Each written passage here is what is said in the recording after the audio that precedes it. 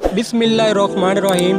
अस्सलामुअलैकुम। एक दरवेश ने अल्लाह पाक से दुआ की कि ए अल्लाह, मुझे बग़ैर मेहनत के हलाल रिज़्क़ अता फरमा ताकि रिज़्क़ की तलाश में मेरा वक्त ज़ाया ना हो और मैं ज़्यादा से ज़्यादा इबादत कर सकूं। उसकी दुआ कबूल हो गई और उसने ख्वाब में किसी पहाड़ के नज़दीक जंगल देखा। फिर जंगल में जाकर बहुत से फल तोड़ लिए। अल्लाह ताला ने अपनी कुदरत से इन फलों को खूब मीठा कर दिया। जब दरवेश ने ये फल खाए तो उसके 14 तबक रोशन हो गए। दरवेश उस वाक़े को खुद बयान करते हुए कहते हैं कि वो फल खाने से मेरे कलाम में वो शरीनी और मिठास पैदा हो गई कि मेरी गुफ्तगू सुनकर लोग हैरान हो जाया करते। उसके बाद मैंने दुआ की कि ए परवरदिगार, मुझे वो इनाम अता फरमाए जो सबसे पोशीदा हो। अल्लाह ने मेरी इस दुआ को भी कबूल किया और मेरी कुव्वत गुआई जाती रही।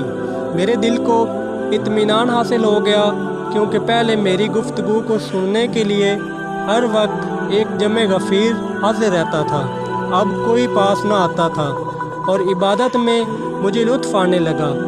अब मैं रोज़ी कमाने और मेहनत व मुशक्क़त की फ़िक्र से आज़ाद था। मेरे पास कमाई के दिनों का एक दिरहम बचा हुआ था जिसे मैंने अपनी आस्तीन में सी रखा था।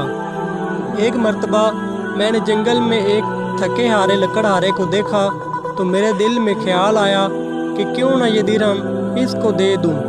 मुझे तो अल्लाह पाक रिज़्क़ दे रहा है, लेकिन अगर मैं इस लकड़हारे को ये दिरहम दे दूंगा तो वो 2-3 दिन के लिए अपनी खुराक के गम से आज़ाद हो जाएगा। वो लकड़हारा रोशन ज़मीर था और अल्लाह ताला का उस पर ख़ास करम था।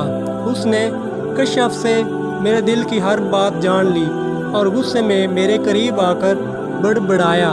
उसकी बात तो मैं समझ ना सका, मगर उसके गुस्से का मेरे दिल पर असर ज़रूर हुआ।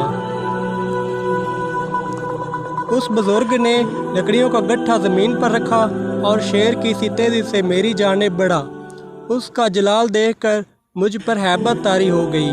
उसने कहा, ए अल्लाह, तेरे वो बंदे जो तेरी बारगाह में मुकर्रब हैं और जिनकी दुआ कबूलियत का दर्जा रखती है, मैं उनके वसीले तेरी वो मेहरबानी चाहता हूँ कि ये सब लकड़ियाँ सोने के बन जाएं। ये देखकर मुझे कुछ होश न रहा। जब होश हवास बहाल हुए तो वो दरवेश अल्लाह पाक से दुआ मांग रहा था कि ए अल्लाह, मेरे मकबूल बंदे चूँकि शोहरत से भागते हैं और मैं डरता हूँ कि कहीं मेरी करामत मेरी शोहरत का बैस न बन जाए, इसलिए ऐ मेरे मालिक, इन लकड़ियों को अपनी असल हालत पर कर दे कि मेरी वजह शोहरत न बने। और फिर वो लकड़ियाँ अपनी असल हालत में आ गईं और वो दरवेश आदमी गट्ठा उठाकर अपनी राह पर चल दिया।